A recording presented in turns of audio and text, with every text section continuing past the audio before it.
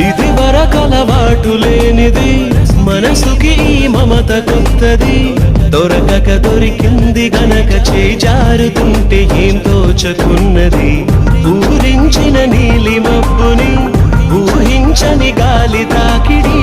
ఎటువైపో తరుముతుంటే కళ్ళార చూస్తూ ఎల్లా మరి ఎడారి వైపు వెళ్ళకంటూ ఆపివాన చెలి